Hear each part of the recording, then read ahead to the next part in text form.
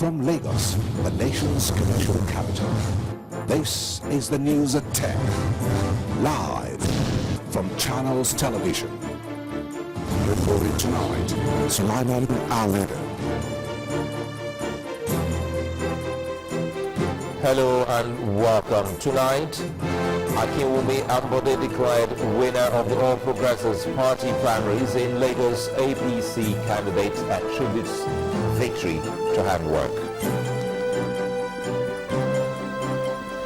Military dislodges Boko Haram terrorists from Mubi as the Chief of Defense Staff asked senior officers to support war against terror. Court summons Attorney General of the Federation to address it on Terrorism Act as it concerns detention of suspects. And former top Chinese security chief arrested for alleged corrupt practices. And this is news tonight. The Naira stabilizes at the currency market, closing at 180.1 to the dollar.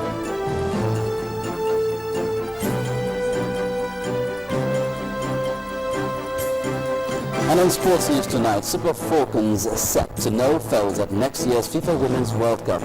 Coach insists they are ready for any opposition.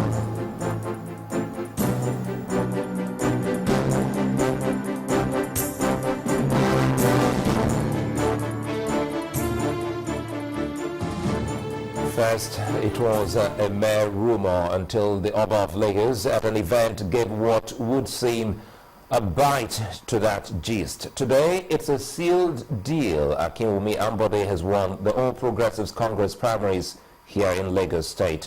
A fellow of the Institute of Chartered Accountants of Nigeria and public administrator, Akinwumi Ambode was declared candidate after polling 3,735 votes to beat 11 other aspirants to win the ticket. Our political correspondent, Sheo Kimbaloye, reports.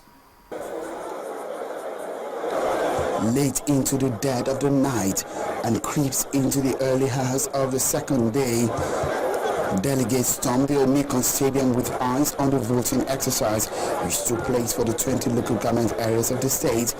Lagos Island, the host LG, goes last.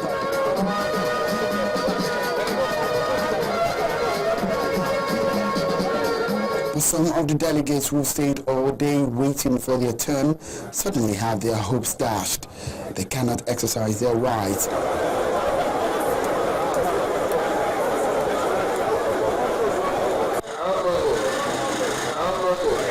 The ballot then gets counted box after box, and at last the almost 8 hours exercise climax at daybreak. Right Honorable A. Ekoforoje had 182 votes. Senator G.O. Solomon had 272 votes. Dr. K.O. Hamzat had 1,201 votes. And Akinwumi Ambode had 3,735 votes. So I therefore certify that Mr. Akinwumi Ambode, having scored the highest number of votes cast, is hereby declared winner.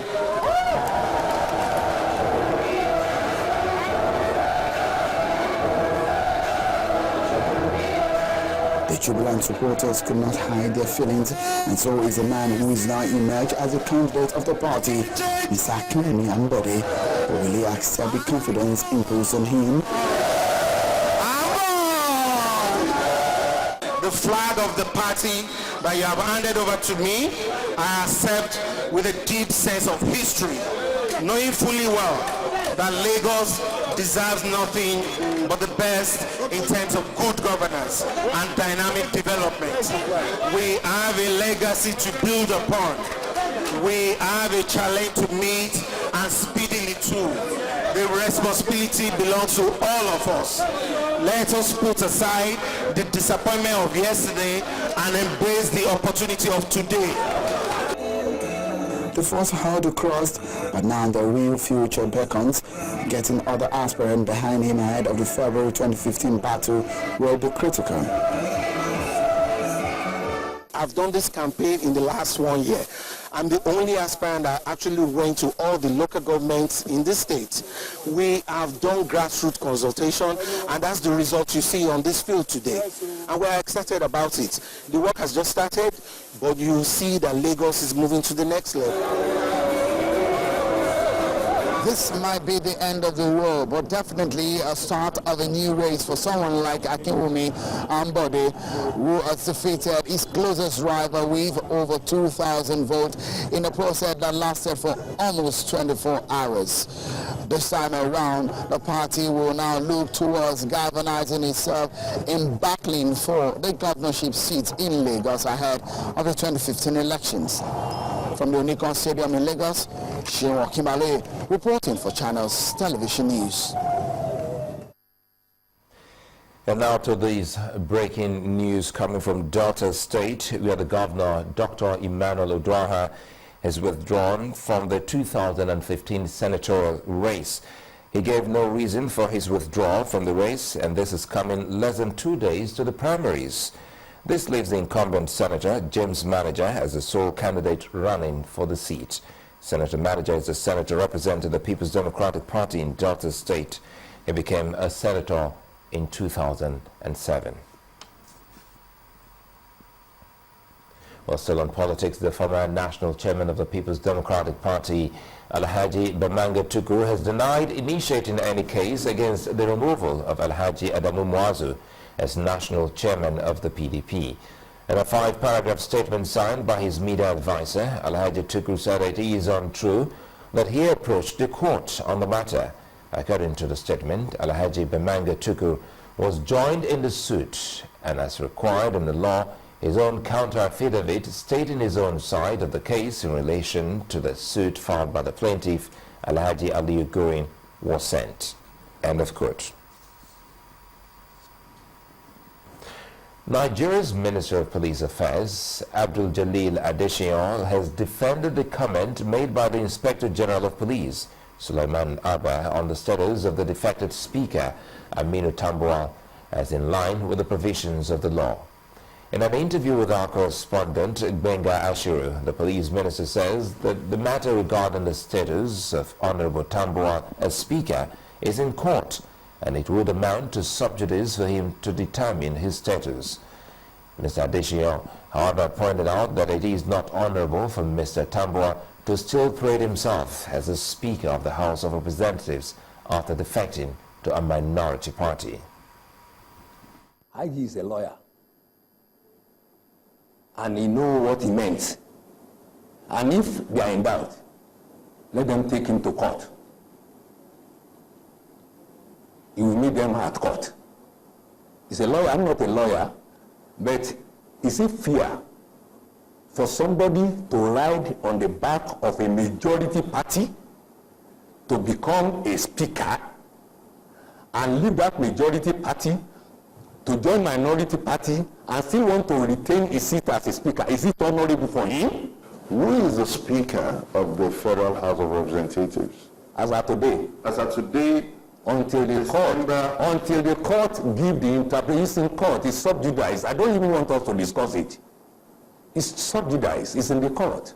So I don't want to say anything. I don't even want us to discuss it other than the exhibit. What some lawmaker exhibited that day was at variance with international norms and order. Now let's come back to the police force. They have been accused by some people of being partisan. How would you react to such allegations? I know that the instruments we use in deceiving the people is propaganda.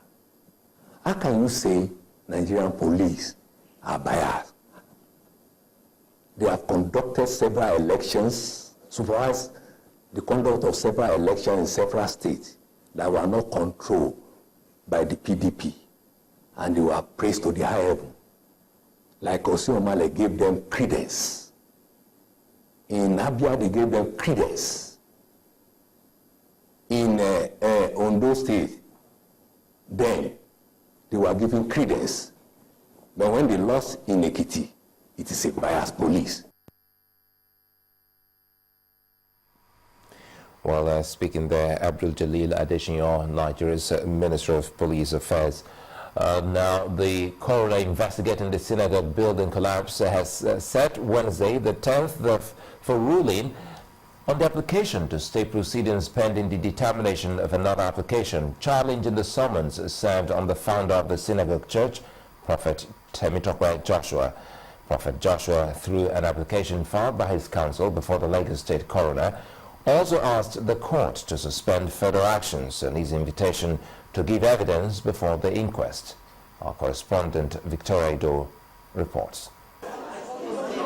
It's a question of who knows the law better in court, as the counsel argued back and forth on issues bordering on the duties of the coroner's court, whether the coroner should stay proceedings pending the determination of the application before a high court, or whether the obiter dictum of a superior court is binding or persuasive on a lower court. The applicant prayed the court to suspend any action as it relates to the invitation or witness summons of Prophet Temitope Joshua to give evidence on the death of over 160 people when a building collapsed at the synagogue church. His counsel, Lekon Ojo, added that they wanted a limited stay on the matter and not a total stay. In response, the counsel to the state government, Adeniran Gbolahan, argued that the applicant had not shown evidence to expect the application of the coroner's discretion in granting the stay of proceedings.